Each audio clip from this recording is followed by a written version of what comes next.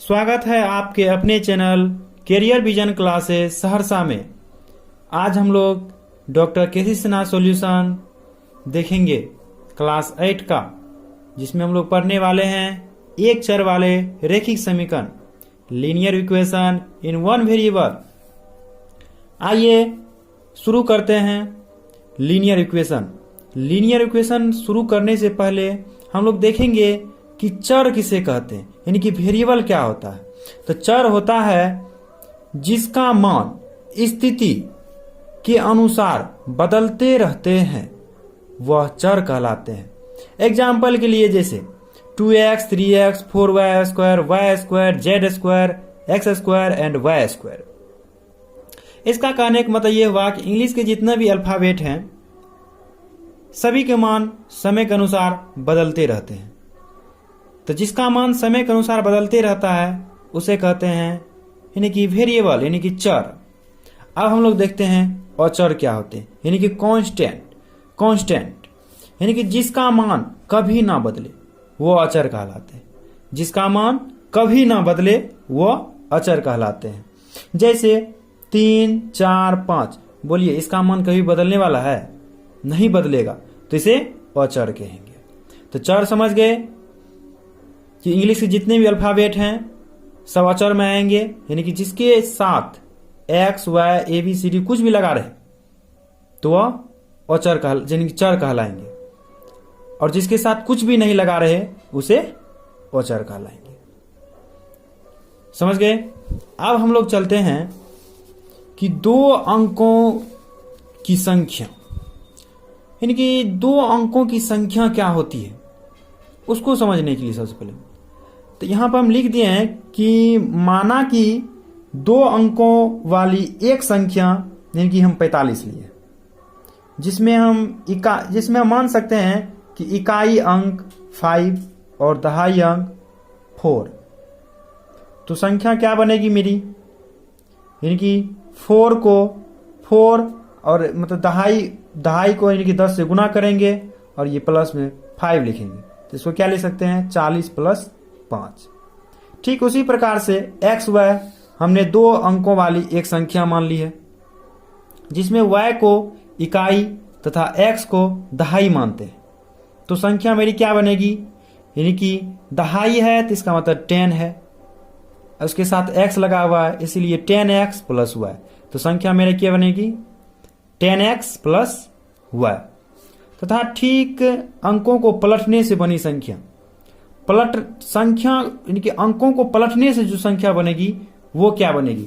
यहां पर सपोज करिए कि संख्या जिस प्रकार से संख्या मेरी पहली संख्या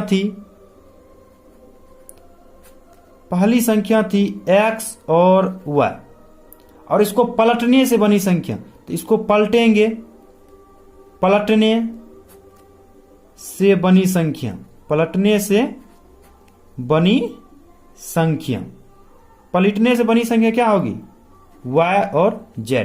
तो y z हुई, तो इसको तो अब हम क्या मानेंगे, यानी कि दहाई है तो ये होगा 10y और ये इकाई है तो प्लस z।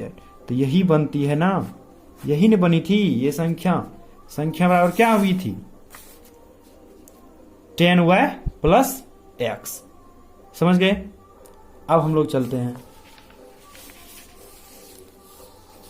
दूसरे पर।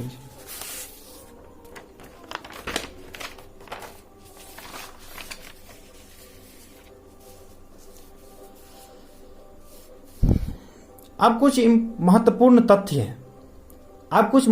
तथ्य हैं, इसको समझने का कोशिश की कि सवाल में आपको दिया रहेगा,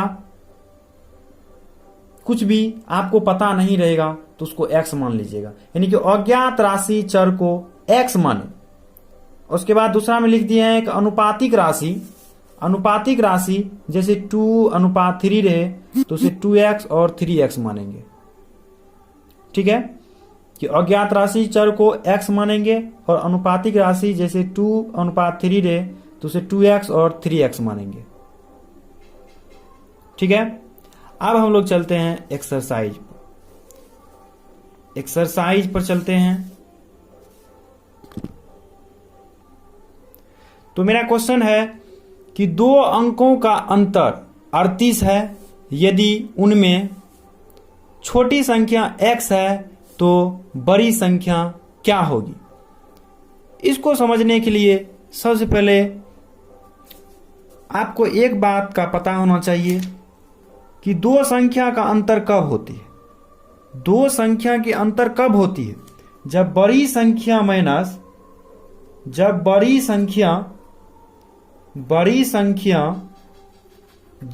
संख्या में से अगर छोटी संख्या को घटा देंगे, छोटी संख्या को माइनस कर देंगे, तो मेरा अंतर वाला जितना का अंतर होगा वो मेरा आ जाएगा।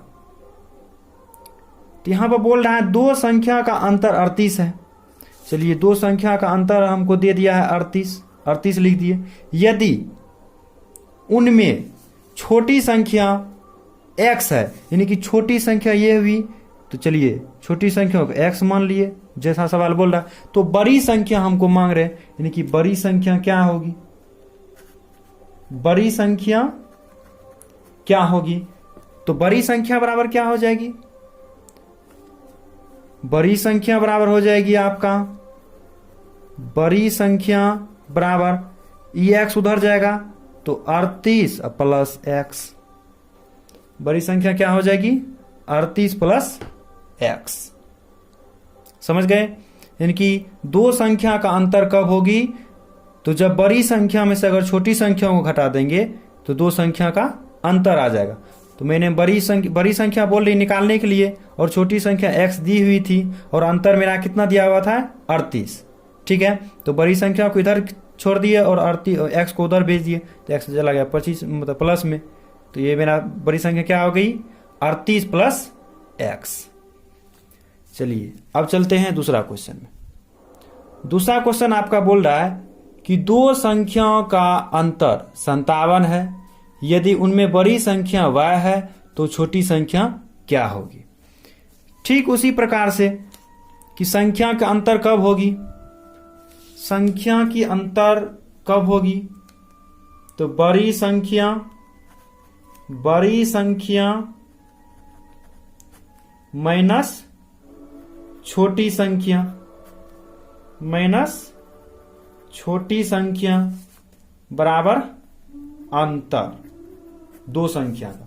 तो बड़ी संख्या y है तो बड़ी संख्या y मान ली, y दिया हुआ है, और छोटी संख्या बोल रही निकालने के लिए, तो छोटी संख्या तो हमको निकालना ही है, तो छोटी संख्या, और मेरा अंतर कितना का है? 57 का, तो 57 अंतर दे दिए। अब यहां से अगर तो माइनस करेंगे तो माइनस छोटी संख्या बराबर 57, अब माइनस हुआ है, ई माइनस को उधर भेजेंगे तो ये हो जाएगा प्लस। ई माइनस अगर उधर जाएगा तो क्या होगा? प्लस। तो मेरी छोटी संख्या क्या हो गई? 57 प्लस y। चलिए आप चलते हैं तीसरे नंबर क्वेश्चन पे। तीसरे नंबर क्वेश्चन कहते हैं कि किसी परिमेय संख्या का अंश तथा हर अंश से 5 कम है तो वह परिमेय संख्या क्या होगी। तो देखिए यहां पे मान लेंगे कि माना कि परिमेय संख्या बराबर क्या? माना कि परिमेय संख्या बराबर, यहां पर तो x y दिए, परिमेय संख्या बराबर अंश बटे हर। तो अंश को x बोले मानने के लिए तो x मान लिए, और हर यानी कि अंश x तथा हर अंश से 5 कम है, तो यानी कि हर कम है किससे? अंश से। 5 कम है तो इसको 5 कर दिए कम। ये आपका हो गया आंसर। समझ गए? चलिए अगले नंबर क्वेश्चन देखते हैं कि दो अंकों वाली संख्या का इकाई का अंक तथा दहाई का अंक x है, इकाई का अंक 5 है तथा दहाई का अंक x है, तो वह संख्या क्या होगी। याद करिए कि हम बताए थे कि संख्या बराबर क्या होती है, संख्या बराबर क्या होती है, संख्या बराबर बताए थे 10x प्लस 5, जिसको इसको मानते हैं दहाई और इसको मानते हैं इकाई। तो यहां पर संख्या हमको क्या होगा कि संख्या जिसमें इकाई का स्थान क्या है 5 लिख दिए, और दहाई का स्थान क्या है x, तो इसका मतलब है 10x प्लस 5। ये आपका हो जाएगा आंसर 10x प्लस 5। अब चलिए 5 नंबर क्वेश्चन में क्या कहते हैं। 5 नंबर क्वेश्चन कहते हैं कि दो लगातार सम संख्या का योग 18 है। दो लगातार सम संख्या का योग 18 है, तो सबसे छोटी संख्या x है। सबसे छोटी संख्या बोल रहे हैं मानने के लिए x है। x को मानते हुए समीकरण बनाइए, x को मानते हुए समीकरण बनाइए। मान लेते हैं दो सम संख्या, यानी कि माना कि पहली सम संख्या, हमको पता नहीं है x मान लेंगे और क्या अज्ञात राशि को x मानते हैं। माना कि पहली सम संख्या बराबर x, दूसरी सम संख्या बराबर x प्लस 2। अब आप लोग बोलिएगा सर x प्लस 2 काहे लिए हैं, क्योंकि सम संख्या कब प्राप्त होती है, सम संख्या क्या होती है 2 4 6 8 10 12, ये सब क्या है सम संख्या है, यानी कि जो 2 से विभाजित हो उसे सम संख्या कहेंगे। तो सम संख्या में अगर 2 जोड़ते हैं तब हमको सम संख्या प्राप्त होती है। तो सम संख्या मान लिए x, तो उसी प्रकार से x में अगर 2 जोड़ेंगे तब हमको सम संख्या प्राप्त होगी। ठीक है, समझ गए। तो बोले दो लगातार सम संख्या का योग, तो दो लगातार यानी कि पहला मान लिए x और दूसरा मान लिए x प्लस 2, आई दोनों का योग बोल रहा है, दो लगातार सम संख्या का योग। तो चलिए यहां से लिख देते हैं प्रश्न से दोनों सम संख्या का योग x प्लस 2, इसको घेर भी सकते हैं। योग कितना है 18 लिख दिए, ये आपका हो गया आंसर। ठीक है, चलिए 6 नंबर क्वेश्चन देखते हैं। बोले किसी पूर्णांक का आधा उसके बाद वाले पूर्णांक के तीसरे हिस्से से 5 अधिक है, तो इसे समीकरण बनाइए। इसे समीकरण द्वारा दिखाइए, इसे समीकरण बनाइए। तो देखिए क्या बोल रहे, किसी पूर्णांक का आधा, तो पूर्णांक हमको पता है, पूर्णांक नहीं है पता तो क्या मानेंगे x मानेंगे। तो यहां से लिखेंगे माना कि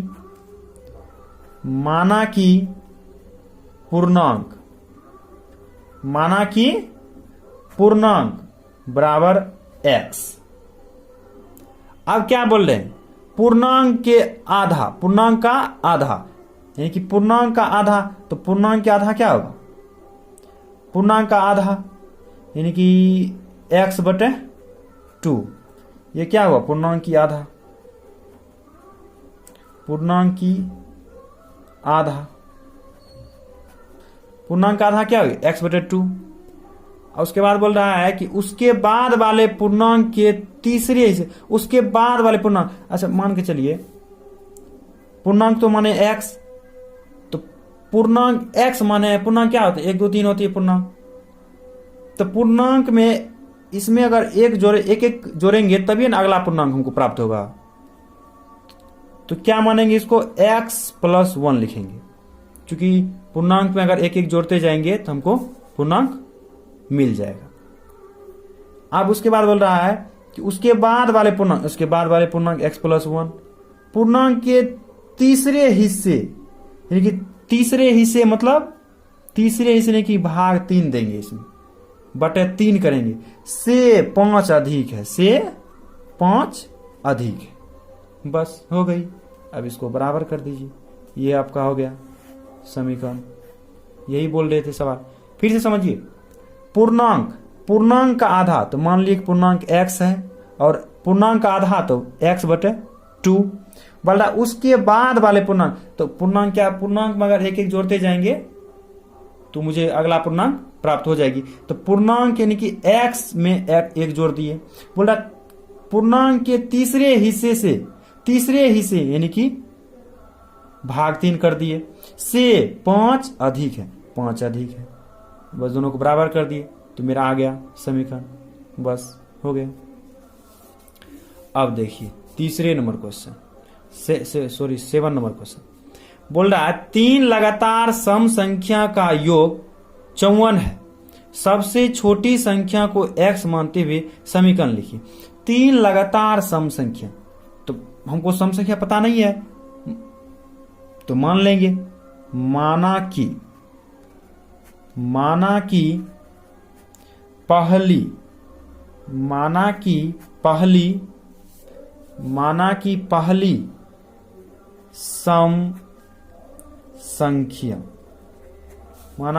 सम संख्या बराबर x, दूसरी सम संख्या, आपको तो पता है सम संख्या में अगर 2 जोड़ते जाएंगे तो हमको अगला सम संख्या प्राप्त होते जाएगा। तो दूसरा सम संख्या x+2 और तीसरी सम संख्या बराबर x+4। तो आप बोल रहा है कि 3 लगातार सम संख्या का योग, तो 3 को लगातार हमको सम संख्या मिल गया, का योग कते है 54 है। अब लिखेंगे यहां से प्रश्न से x+2+x+4 तीनों का योग कितना है 54, बस यही आपका हो गया समीकरण। समझ गए, यही आपका हो गया समीकरण। अब हम लोग चलते हैं 8 नंबर क्वेश्चन में।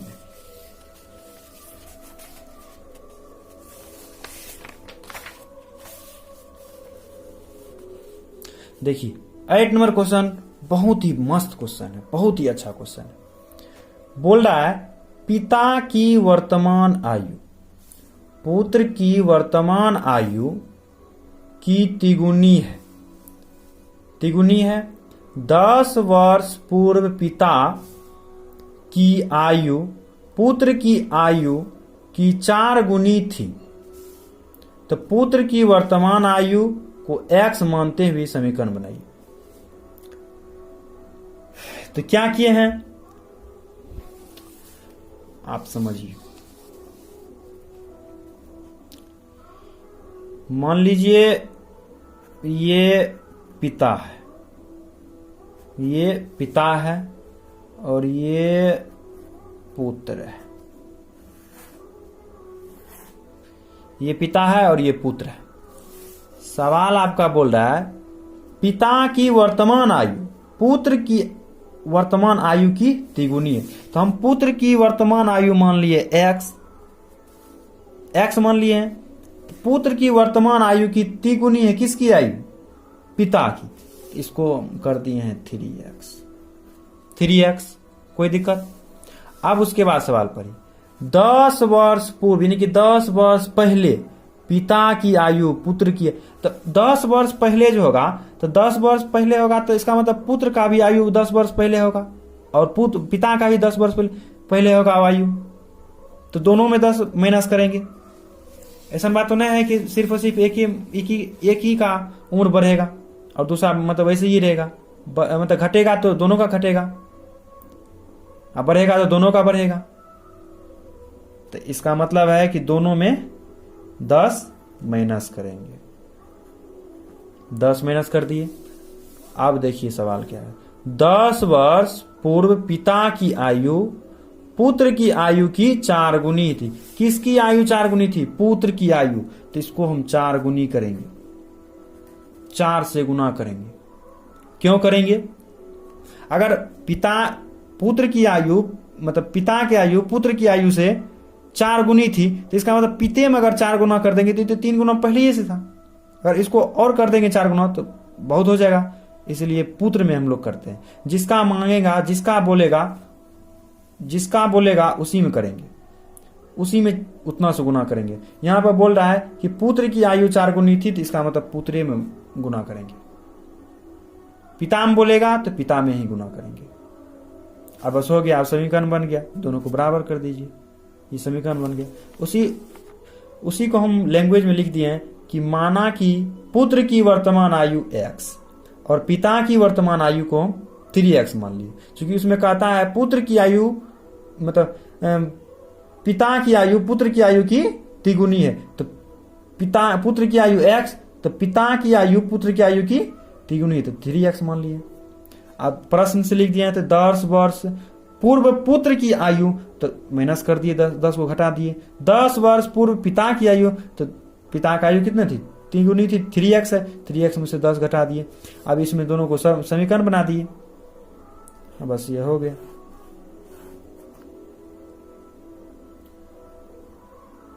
हम आशा करते हैं कि आप लोगों को मेरा वीडियो अच्छा लगा होगा। दूसरा वीडियो में अब मिलते हैं, तब तक के लिए दीजिए विदा। मिलते हैं अगले वीडियो में। Thank you.